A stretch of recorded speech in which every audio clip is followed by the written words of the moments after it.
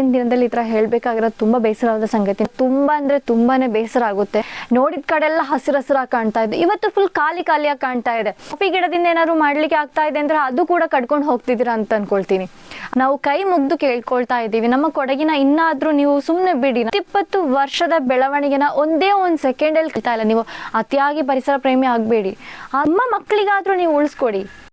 Hello guys, welcome back. ಇವತ್ತಿನ video ಅಂತ ಹೇಳಿದ್ರೆ ಸಾಲು ಮರದ ತಿಮ್ಮಕ್ಕರವರ ಹುಟ್ಟುಹಬ್ಬವಾಗಿದೆ ಇವತ್ತು. ಸೊ ಅವರ ಬಗ್ಗೆ ನಾನು ಹೇಳಬೇಕಾದ ಅವಶ್ಯಕತೆ ಇಲ್ಲ ಅಂತ ಗೊತ್ತು. ನಮ್ಮ ಶಾಲಾ ದಿನಗಳಲ್ಲಿ ನಾವು ನೋಡಿರ್ತೇವೆ, ನಾವು ಕಲ್ತಿರ್ತೇವೆ. ನಾವು ಗಿಡ ಮರ ಬೆಳೆಸೋದು ಅಂತ ಹೇಳಿದ್ರೆ ಮೊದಲನೇದಾಗಿ ನಮ್ಮ ಮನಸ್ಸಿಗೆ ಬರೋ ಹೆಸರು ಅಥವಾ ನಾವು ಹೇಳೋ ಹೆಸರು ಅಂತ ಹೇಳಿದ್ರೆ ಸಾಲು ಮರದ ತಿಮ್ಮಕ್ಕ. ನಾನು ಕಳೆದ ವರ್ಷ ಕೂಡ ಸಾಲು ಮರದ ತಿಮ್ಮಕ್ಕರವರ ಒಂದು ವಿಡಿಯೋ ಕೂಡ ಮಾಡಿದ್ದೆ. ಈ ವರ್ಷ ಕೂಡ ಇದೇ ದಿನ ನಾನು ಸಾಲು ಮರದ ತಿಮ್ಮಕ್ಕವರ ಹುಟ್ಟುಹಬ್ಬದ ದಿನ ಅವರ ಜೀವನ ಚರಿತ್ರೆಯಲ್ಲಿ ನನಗೆ ಗೊತ್ತಿರೋ ವಿಷಯ, ನಾನು ಕಲ್ತಿರೋ ವಿಷಯ ನಿಮ್ಮೊಂದಿಗೆ ಶೇರ್ ಮಾಡ್ಕೊಳ್ತಾ ಹೋಗ್ತೇನೆ. ಓಕೆ, ವಿಡಿಯೋ ಫುಲ್ ಆಗಿ ನೋಡೋಕ್ಕಿಂತ ಮುಂಚೆ ಹೊಸದಾಗಿ ಯಾರಾದರೂ ಈ ಚಾನಲ್ ನೋಡ್ತಾ ಇದ್ದರೆ ಸಬ್ಸ್ಕ್ರೈಬ್ ಮಾಡಿ, ಸಪೋರ್ಟ್ ಮಾಡಿ. ಅದೇ ರೀತಿ ವಿಡಿಯೋ ಇಷ್ಟ ಆದರೆ ಲೈಕ್ ಮಾಡಿ, ನಿಮ್ಮ ಅಭಿಪ್ರಾಯವನ್ನು ಕಮೆಂಟ್ಸ್ ಹಾಕಿ. ಸಾವಿರಾರು ಗಿಡ ಮರಗಳನ್ನಿಟ್ಟು ಇಡೀ ಜಗತ್ತಿಗೆ ಪರಿಸರ ಪ್ರೇಮದ ಪಾಠ ಕಲಿಸಿದ ಮಹಾನ್ ಮಹಿಳೆಯಾಗಿದೆ ಸಾಲು ಮರದ ತಿಮ್ಮಕ್ಕ. ಸಾಲು ಮರದ ತಿಮ್ಮಕ್ಕನವರ ಕಥೆಯನ್ನು ನಾನೊಂದು ಕಥೆಯ ರೀತಿಯಲ್ಲಿ ಹೇಳ್ತೇನೆ, ಜೀವನದ ಕಥೆಯನ್ನು. ಯಾಕೆಂತ ಹೇಳಿದ್ರೆ ನಾವು ಶಾಲಾ ದಿನಗಳಲ್ಲಿ ಓದಿರಬಹುದು ಅಥವಾ ನಾವು ನ್ಯೂಸಲ್ಲಿ ನೋಡಿರಬಹುದು, ನಾವು ಅಲ್ಲಿ ಇಲ್ಲಿ ಕೇಳಿ ತಿಳ್ಕೊಂಡಿರಬಹುದು. ಆದರೆ ಇದು ಒಂದು ಸಣ್ಣ ಕಥೆಯ ರೂಪದಲ್ಲಿ ಹೇಳುವಾಗ ಇನ್ನೂ ಕೂಡ ಚೆನ್ನಾಗಿರುತ್ತೆ ಕೇಳಲಿಕ್ಕೆ ಅಲ್ವಾ. ಸೊ ಅದರಿಂದ ನಾನು ಇವತ್ತೊಂದು ಕಥೆಯ ರೂಪದಲ್ಲಿ ನಿಮಗೆ ಹೇಳ್ತೇನೆ. ಯಾಕಂದರೆ ನ್ಯೂಸ್ ಓದೋ ರೀತಿ ಓದಿದ್ರೆ ನನಗೂ ಹೇಳೋಕ್ಕೂ ನನಗೆ ನ್ಯೂಸ್ ಓದ್ತಾರ ಇರುತ್ತೆ, ಕೇಳೋ ನಿಮಗೂ ಅದೇ ರೀತಿ ಇರುತ್ತೆ. ಸೊ ಅದರಿಂದ ಸಾಲು ಮರದ ತಿಮ್ಮಕ್ಕನವರ ಕಥೆಯನ್ನು ನಮಗೆ ಕಥೆಯ ರೀತಿಯಲ್ಲೇ ಕೇಳೋಣ. ತಿಮ್ಮಕ್ಕನವರು ರಾಮನಗರ ಜಿಲ್ಲೆಯ ಹೊಲಿಕಲ್ ಗ್ರಾಮದಲ್ಲಿ ಜನಿಸ್ತಾರೆ.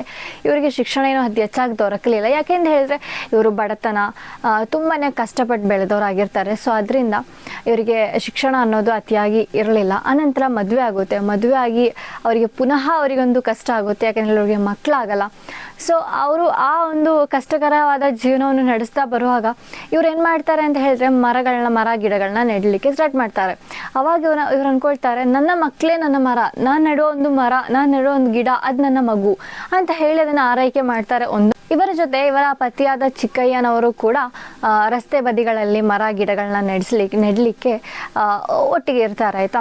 ಇವರು ಈವರೆಗೂ 384 ಮರಗಳನ್ನು ನೆಟ್ಟು ನಮಗೆ ಮಾದರಿಯಾಗಿದ್ದಾರೆ. ಮೊದಲನೇದಾಗಿ ಅವರು ಚಿಕ್ಕಯ್ಯನವ್ರ ಜೊತೆ ಸೇರಿ ಆಲದ ಮರಗಳನ್ನ ರಸ್ತೆ ಬದಿಯಲ್ಲಿ ನೆಡ್ತಾ ಹೋಗ್ತಾರೆ. ಆಲದ ಮರ ಅಂತ ಹೇಳಿದ್ರೆ ನಮಗೆ ಗೊತ್ತಿರುತ್ತೆ, ಒಂದು ಆಲದ ಮರದ ಕೆಳಗೆ 10 ಜನ ಕೂತರು ಕೂಡ 10 ಜನಕ್ಕೂ ನೆರಳನ್ನು ಕೊಡೋ ಒಂದು ಮರವಾಗಿದೆ ಆಲದ ಮರ. ಸೊ ಅದರಿಂದಲೇ ಆಲದ ಮರವನ್ನು ನೆಡ್ತಾ ಹೋಗ್ತಾರೆ ಚಿಕ್ಕಯ್ಯನವ್ರ ಜೊತೆ ಸೇರಿ. ನಾನು ಹೇಳಿರೋ ರೀತಿ 384 ಮರಗಳನ್ನ ನೆಟ್ಟು ಮಾದರಿ ಆಗ್ತಾರೆ. ಈ ಗಿಡಗಳನ್ನ ನೆಟ್ಟಿದ್ದು ಮಾತ್ರ ಅಲ್ಲ, ಮರಗಳನ್ನ ನೆಟ್ಟಿದ್ದು ಮಾತ್ರ ಅಲ್ಲ, ಜಾನುವಾರುಗಳಿಂದ ರಕ್ಷಣೆ ಮಾಡಲಿಕ್ಕೆ ಬೇಲಿ ಹಾಕ್ತಾರೆ, ದಿನನಿತ್ಯದಲ್ಲಿ ನೀರು ಹಾಕ್ತಾರೆ, ಅದಕ್ಕೆ ಬೇಕಾದ ಆರೈಕೆ ಪೂರೈಕೆಗಳನ್ನ ಕೊಡ್ತಾರೆ. ಇವರ ಈ ಕೆಲಸ ಅಂತ ಹೇಳೋದು ಅವರ ಊರಲ್ಲಿ ಮಾತ್ರವಲ್ಲ, ರಾಜ್ಯ, ರಾಷ್ಟ್ರ, ದೇಶ ಎಲ್ಲೆಡೆ ಇವರ ಪ್ರೇರಣೆ ಆಗುತ್ತೆ ಇವರ ಈ ಒಂದು ಕೆಲಸ ಅಂತ ಹೇಳೋದು. ಅದೇ ರೀತಿ ಇವರಿಗೆ ಭಾರತ ನಾಗರಿಕರ ಎಲ್ಲರ ಒಂದು ಅಭಿಮಾನದ ಪ್ರಶಸ್ತಿ ಆದಂತಹ ಪದ್ಮಶ್ರೀ ಪ್ರಶಸ್ತಿ ಕೂಡ ಇವರಿಗೆ ದೊರಕುತ್ತೆ. ಅದು ನಾವು ಮರದ ತಿಮ್ಮಕ್ಕನವರು ನಮಗೆಲ್ಲ ಹೇಳ್ಕೊಟ್ಟಿರೋ ದೊಡ್ಡ ಒಂದು ಸಂದೇಶ ಅಂತ ಹೇಳಿದ್ರೆ, ಒಬ್ಬ ವ್ಯಕ್ತಿ ಒಂದು ಗಿಡ ನೆಟ್ಟರೆ ಅದು ಮುಂದಿನ ಪೀಳಿಗೆಗಿರೋ ಒಂದು ಉಡುಗೊರೆ ಆಗಿದೆ ಅಂತ. ನಾನು ಮೊದಲನೇದಾಗಿ ಹೇಳಿದ ಹಾಗೆ ನಾವಿವತ್ತೊಂದು ಗಿಡ ನೆಟ್ಟು ಅದನ್ನು ಆರೈಕೆ ಮಾಡಿ ಮರವಾದ್ರೆ 10 ವರ್ಷ ಮುಂದಿನ 10 ಪೀಳಿಗೆ ಕೂಡ ಅದೊಂದು ಉಡುಗೊರೆ ರೀತಿ ಆಗುತ್ತೆ ಅಂತ. ಸೊ ಇದೇ ರೀತಿ ಏನಾದ್ರೂ ಒಂದು ವಿಷಯ ಯಾವತ್ತೂ ನಮಗೆ ನೆಡಲಿಕ್ಕೆ ಆಗಲ್ಲ, ನಾವು ಮಾಡೋದಿಲ್ಲ ಅಂತ ಗೊತ್ತು. ಆದ್ರೂ ನಿಮ್ಮ ಹುಟ್ಟುಹಬ್ಬ ಅಥವಾ ಸಾಲು ಮರದ ಹುಟ್ಟುಹಬ್ಬ ರೀತಿ ಇದೇ ರೀತಿ ಯಾರ್ದಾದ್ರೂ ಮಹಾನ್ ವ್ಯಕ್ತಿಗಳ ಹುಟ್ಟುಹಬ್ಬ ದಿನ ಅಥವಾ ಏನಾದ್ರೂ ವಿಶೇಷತೆ ದಿನ ನಿಮ್ಮ ರಸ್ತೆ ಬದಿ, ನಿಮ್ಮ ಮನೆ ಅಂಗಳದಲ್ಲಿ ಒಂದು ಗಿಡ ನೆಟ್ಟು ನೀವು ಒಂದು ಮಾದರಿಯಾಗಿ ನಿಮ್ಮ ಮಕ್ಕಳಿಗೆ ಕೂಡ ಅದು ಪ್ರೇರಣೆ ಆಗುತ್ತೆ. ಸೊ ಅದರಿಂದ ಸಾಲು ಮರದ ತಿಮ್ಮಕ್ಕನ ಜನಿಸಿದ ದಿನ ಇವತ್ತು ನೀವೊಂದು ನಿಮ್ಮ ಮನೆಯ ಸೈಡ್ ಅಂಗಳದಲ್ಲಿನ ಅಥವಾ ರಸ್ತೆ ಬದಿಯಲ್ಲೇ ಒಂದು ಗಿಡ ನೆಟ್ಟು ನಿಮ್ಮ ಮುಂದಿನ ಪೀಳಿಗೆ ಕೂಡ ಮಾದರಿಯಾಗಿ ಅಂತ ಹೇಳ್ತೇನೆ. ಅದೇ ರೀತಿ ಇವಾಗ ಸೋಷಿಯಲ್ ಮೀಡಿಯಾನೇ ಎಲ್ಲ ಅಂತ ಗೊತ್ತಲ್ವಾ. ಸೊ ಅದೇ ರೀತಿ ನೀವೊಂದು ಗಿಡ ನೆಡುವಾಗ ಆ ಫೋಟೋನ ತೆಗೆದು ಸೋಷಿಯಲ್ ಮೀಡಿಯಾದಲ್ಲಿ ಹಾಕಿ, ನಿಮ್ಮನ್ನು ನೋಡಿ ನಿಮ್ಮ ಮನೆ ಪಕ್ಕದವ್ರು ನೆಟ್ಟರು ಅದಾಯಿತು, ನಿಮ್ಮ ಫ್ರೆಂಡ್ಸ್ ನೆಟ್ಟರು ಅದಾಯ್ತಲ್ವಾ. ಸೊ ಅದೇ ರೀತಿ ನೀವು ಕೂಡ ಇದೇ ರೀತಿ ಮಾದರಿಯಾಗಿ ಅಂತ ಹೇಳ್ತೇನೆ. ಇವಾಗ ನನ್ನ ಪರ್ಸ್ನಲಿ ನನ್ನ ಅಭಿಪ್ರಾಯ ಹೇಳಬೇಕು ಅಂತ ಹೇಳಿದರೆ, ನಮ್ಮ ಕೊಡಗಿನಲ್ಲಿ, ನಾನು ಕೊಡಗಿನ ಹುಡುಗಿ ಅಂತ ಗೊತ್ತಿರಬಹುದು ನನ್ನ ವೀಡಿಯೋಸ್ ನೋಡೋರಿಗೆ, ನಮ್ಮ ಕೊಡಗಿನಲ್ಲಿ ನಾವು ಒಂದೊಂದು ಸೈಡ್ ಹೋಗುವಾಗ ತುಂಬ ಅಂದರೆ ತುಂಬಾ ಬೇಸರ ಆಗುತ್ತೆ. ಯಾಕೆ ಅಂತ ಹೇಳಿದ್ರೆ, ಒಂದೊಂದು ಮರ ಕಟ್ಕೊಂಡು ಲೋಡ್ ಗಟ್ಟಲೆ ಮಾಡ್ಕೊಂಡು ಹೋಗೋದು ನೋಡಿದರೆ ತುಂಬಾ ಸಂಕಟ ಆಗುತ್ತೆ. ನಾವು ಯಾವಾಗಲೂ ಹೋಗೋದು ಹೇಳ್ತಾನೆ ಹೋಗ್ತೇವೆ. ಯಾಕೆಂದರೆ ನಾವು ಯಾವ ಸೈಡಲ್ಲಿ ಹೋದರೂ ಕೂಡ ರಾಶಿ ಗಟ್ಟಲೆ ಮರನ ಟಿಂಬರ್ಸ್ ಹತ್ಕೊಂಡು ಹೋಗ್ತಾರೆ. ಬೇಕು ಬೇಡ ಅಂತ ಹೇಳ್ತಾ ಇಲ್ಲ, ಮರಗಳಿಂದ ಫರ್ನಿಚರ್ ಅದು ಇದು ಅವಶ್ಯಕತೆ ಇರುತ್ತೆ, ಅದು ಇದು ಬೇಕು ಬೇಡ ಅಂತ ಏನು ನಾನು ಹೇಳ್ತಾ ಇಲ್ಲ. ಆದರೆ ನೀವು 10 ಮರ ಕಡಿಯುವಾಗ ಒಂದು ಗಿಡವಾದರೂ ನೆಡ್ಬಹುದಲ್ವ. ನಾವು ಮುಂಚೆ ಎಲ್ಲ ಕೊಡಗಿನ ತೋಟದ ಕಡೆ ನೋಡುವಾಗ ಹಚ್ಚ ಹಸಿರಾಗಿ ಕಾಣ್ತಾ ಇತ್ತು. ಎಷ್ಟು ಸುಂದರ ಅಂತ ಹೇಳಿದರೆ, ನೋಡಿದ ಕಡೆ ಎಲ್ಲ ಹಸಿರಾಗಿ ಕಾಣ್ತಾ ಇತ್ತು. ಇವತ್ತು ಫುಲ್ ಖಾಲಿಯಾಗಿ ಕಾಣ್ತಾ ಇದೆ. ಇನ್ನು ಕಾಫಿ ಗಿಡದಿಂದ ಏನಾದ್ರು ಮಾಡ್ಲಿಕ್ಕೆ ಆಗ್ತಾ ಇದೆ ಅಂದರೆ ಅದು ಕೂಡ ಕಟ್ಕೊಂಡು ಹೋಗ್ತಿದ್ದೀರಾ ಅಂತ ಅನ್ಕೊಳ್ತೀನಿ. ಅದರಿಂದ ಈ ಮರ ಯೂಸ್ ಇಲ್ಲ, ಕಾಫಿ ಗಿಡ ಯೂಸ್ ಇಲ್ಲ ಅಂತ ಹೇಳಿ ನಾವು ಕಟ್ಕೊಂಡು ಹೋಗದೇ ಇರೋದು ಅಂದ್ಕೊಳ್ತಾ ಇದ್ದೀನಿ.